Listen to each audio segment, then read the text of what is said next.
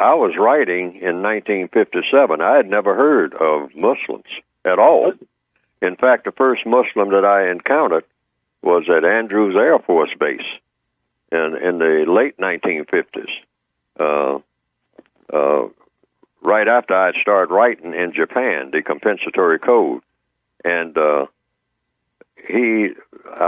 was a person, a sergeant in the military, who said he was a Muslim. And I said, Muslim?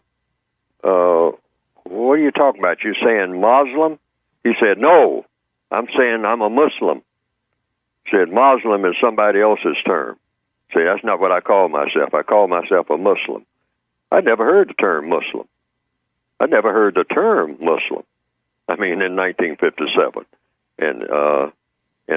or in 58 or 59. That's when I encountered this gentleman, and I had already started writing my material before then, and so he said, "Well, I'd like for you to come to the mosque, because I said mosque. I said, what's that? He said, well, I'll show you. I'll just walk you through it. But then what he also told me in that conversation, that initial conversation about him being a Muslim, he also told me that I was a Muslim.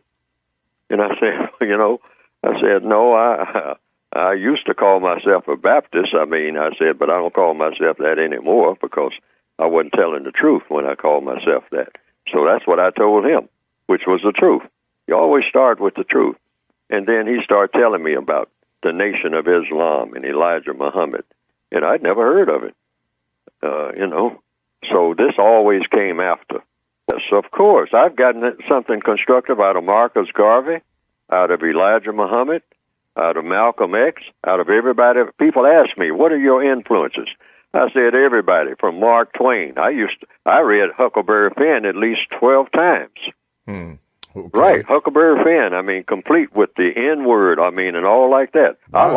I like that novel, Huckleberry Finn. There's a lot of lessons in there. Mm-hmm. So you have to know how to look for lessons in things. Okay. And don't get spaced out by just the words. Don't let words dominate you. Learn how to dominate words. I learned that early on.